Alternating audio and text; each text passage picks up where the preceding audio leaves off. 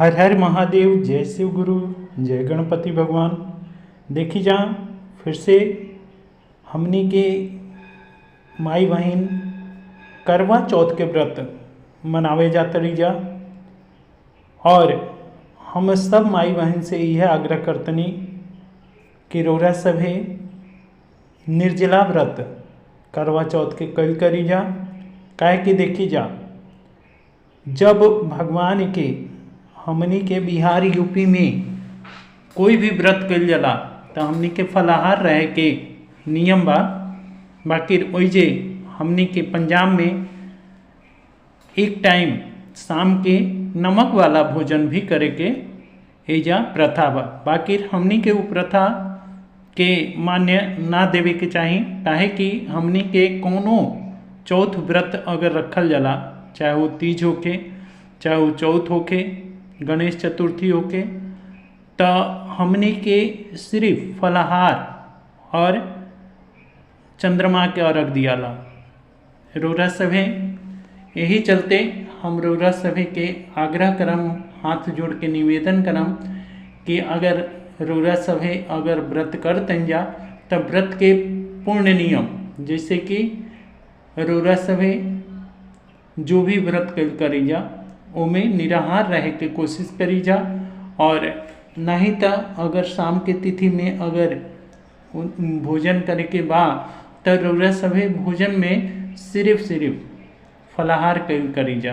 काहे कि अन्य के कौनो विधान में एकर वर्जित बा। आई जा करवा चौथ के हम दिन बता देतनी। करवा चौथ के दिन रविवार के बा 20 तारीख अक्टूबर महीना 2024।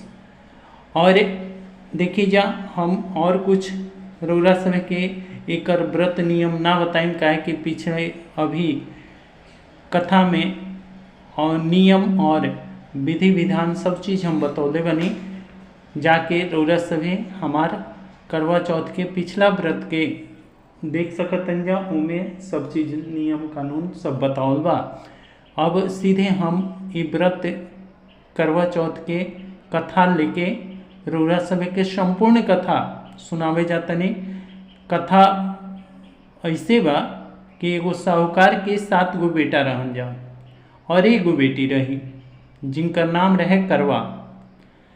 और करवा जौन रही उस 7 भाई के बहुत लाडली रही, बहुत प्यार करत रहन जा 7 भाई। और 7 भाई जब आवस जा अपन दुकान से चाहे अपन व्यापार करके, तो सबसे पहले अपन बहन के खाना खियावस जा अपना अपना हाथे, और तब जाके भोजन करस जा।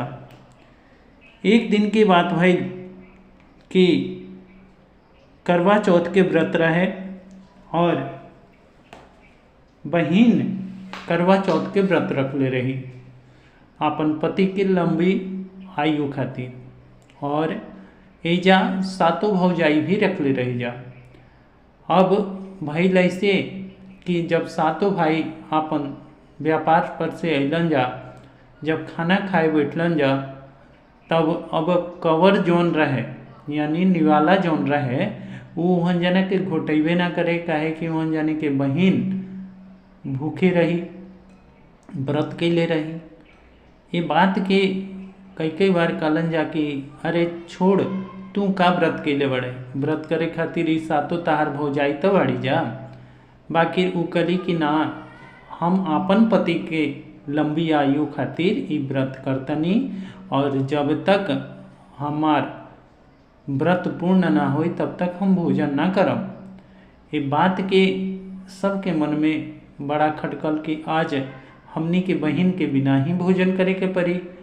तो छोटका भाई बहुत शरारती टाइप के रहे और वो का काम कैलस कि जाके पीपर पर आग बोरसी में लगा के रख देलस, और छाननी से यानी चलनी से ओकरा के ओइजा चलनी बांध देलस, जोना के चलते ई नजर आवत रहे कि सचमुच ही चांद निकलल बने। और ये तरी करके घरे जाके उ छत पर चढ़ा के अपन बहन के कह देलस कि देख देख चांद निकल गइल बा, और तू अर्घ दे ले फटाफट भोजन कर लिया। ये बात पर बहिन बड़ा खुश हुई और अपन भौजाई लोग के लगे जाके कलश कि हे भौजी लोग रोरो सभे चली जा और चांद निकल गइल बा, बाकी रो मौन रही जा, काहे कि जौन छोटका देवर रहे वो बहुत लाडला रहे और केहू ओकर बात के ना काटत रहे, केहू ओकर बात के ना कहत रहे और वो हंसी मजाक में उड़ा देली जा। कहली जा कि हे करवा रौरे जाई और अर्घ दे ली, हमनी के बाद में दे दी जा। और ये तरह करके करवा जौन रही बहिन वो फटाफट अर्घ के थाली सजौली और चंद्रमा के अर्घ मान के दे देली और व्रत के वो अपन खोल लेली और खोल के और भोजन करे खातिर तैयार हो गई। जब भाई संगे भोजन कर लेली तब पहला जब निवाला पड़ल तब उनका जोर से छींक आई। दूसरा निवाला पड़ल, जब मुंह में डाले की कोशिश कैली तो दूसरा निवाला में बाल आ गई, चोना के चलते अब वो खाइल ना चली। और तीसरा जब निवाला वो अपन उठावे लगली तब तक उनकर पति की मृत्यु के समाचार आ गए। अब वो बेचारी लगली रोवे, कली कि हे प्रभु हे गणेश जी, हमरा से कौन बड़ भूल हो गई। हम तो व्रत पूरा अपन नियम कानून से कैले नहीं और पूरा नियम श्रद्धा से भी कैले नहीं और रौरा हमार यह फल देनिया कि हमार पियवा के हमार साजन के रौरा छीन लेनी, बाकी हमो एगो सुहागिन हैं और हम सुहागिन ही मरल चाहतनी। ये चलते रौरा हमार सुहाग के लौटावे के पड़ी और उन ई निर्णय कर लेनी कि हम जब भी अब तभी हम अपन पति के दाह संस्कार कर दें जब हम करवा चौथ व्रत करब। और करवा चौथ हम वो नियम से करम। भगवान गणेश जी हम जरूर मांगम और गणेश जी पर हमारा पूर्ण विश्वास बा कि हमार पति के वो वापस जरूर लौटा दी हैं, प्राण जरूर लौटा दी हैं। ये सोच के बेचारी 1 साल तक अपन पति के शव के आगे बैठ के और उनकर खूब सेवा कैली और पति के शव के वो दाह संस्कार ना करे देली। जब अगला चौथ करवा आयल, करवा चौथ, तब का कम भइल कि भाभी लोग सब केहू उनका संगे संगे व्रत त्यौहार बड़ा धूमधाम से कैलस और करवा भी अपन चौथ व्रत कैले रही। और ये तरीके करके करवा चौथ व्रत कैले रही और वो भाभी वहाँ जानी आवस जा वो भाभी के हर एक भाभी के अपन बड़की भाभी से छुअल पैर छुअल अपन आरंभ कैली और इहे कहस कि हे भाभी हमरा के यम के सुई ले लीही और सुहाग के सुई दे दीही, यम के सुई ले लीही सुहाग के सुई दे दी। ये तरीके करके वो 6 भाभी जौन रही जा। जब 6ठा भाभी जब उनकर अली तब कली कि हे बबनी, हे हमार सबसे लाडली बहिन, तू ऐसन कर कि हम तारा के ई चीज़ ना दे सकने नहीं, काहे कि हमरो सुहाग चाहिए और जब हम सुहागे दे दें तब हम का करम। और वो ई शक्ति हमार छोटकी जौन बाड़ी यानी कि 7वां ताहर भौजाई बाड़ी, उनका में ई शक्ति बा कि वो तारा के सुहाग वापस करवा दी हैं। और तू जब 7वां भाभी आई हैं तब उनकर पैर पकड़ लिहा और पैर तब तक न छोड़िहा जब तक वो खुद तारा के सौभाग्यवती के वरदान ना दे दे। और उनका में इस शक्ति बा, ये चलते वो बेचारी कह के और अलग हो गई। जब 7वां भौजाई सबसे छुटकी अली तो बहुत ज़्यादा व्रत त्यौहार में भगवान गणेश के परम भक्त रही और गणेश जी के वरदान भी रहे। इस चलते गणेश जी के वरदान के चलते जब वो अली तब ही करवा जौन रही अपन भाभी के पैर छान ले ली, पैर पकड़ ले ली, कली कि हे भाभी यम के सुई तुम ले ला और सुहाग के जोड़ा हमरा के दे दा। यम के सुई हमरा से ना झेलल जाई, पर सुहाग के जोड़ा तू दे सकत रू। वो कली की टाल मटोल करे लगली कि ना ननद जी, हम कुछ भी ना कर सकतनी, गणेश जी के व्रत है और गणेशे जी सब चीज़ करेले। पर वो कली कि देखी हमार माई नहीं के, और सातों भाभी ही हमार माई के बराबर बाड़ू जा। अगर रौरा समय के रहते हमार सुहाग आज लूट जाई, तब रौरा सभे का करम जा, हम कैसे रहम। तब वो काफ़ी आग्रह कैली, काफ़ी रोवे लगली। तब वो आपन ननद पर भाव विभोर हो गई और कली की ठीक बा, अखंड सौभाग्यवती भवा, और आपन ननद के ई वरदान दे दिली।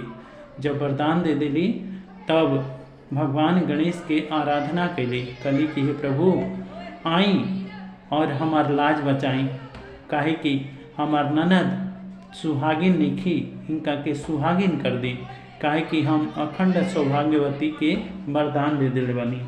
ये चलते वो भगवान गणेश के आवे के परल, उनका भौजाई के बोलौला पर, और गणेश भगवान अइले और कले कि हे करवा, तू अपन भाई के कहला पर तू विधि विधान से व्रत ना कैले रहू, जौना के चलते हम तहार सुहाग के ले रही, बाकी तू अब विधि विधान से व्रत कैले बड़ू, ये चलते हम तहार सुहाग के वापस लौटाओ तनी। और वो आपन सातवां जौन भौजाई रही, यानी भगवान गणेश की भक्तिन, उनका के कहले कि तू आपन कानी अंगुरी चीर के और उनमें से अमृत के जल इनका ऊपर छिड़क दा।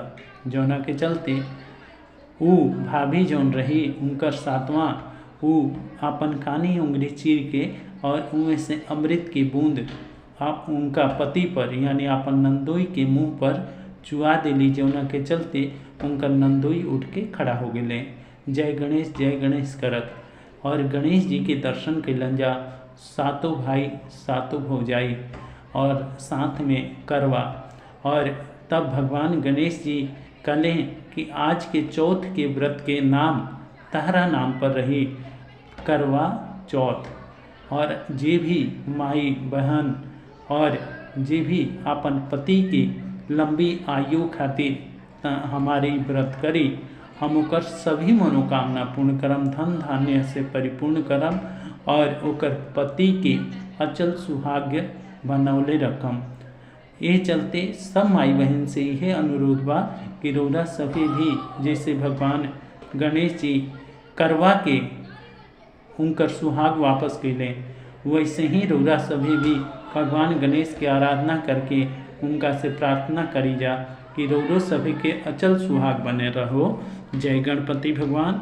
और एक कथा रौरा सभी के कैसन लागल, कमेंट बॉक्स में हमरा खातिर ना भगवान गणेश जी खातिर सब्सक्राइब भी करम जा, और उनकर गणपति जी के नाम अवश्य लिखूँ जा, तब ई व्रत रौरा सभी के पूर्ण होखी। जय गणेश भगवान।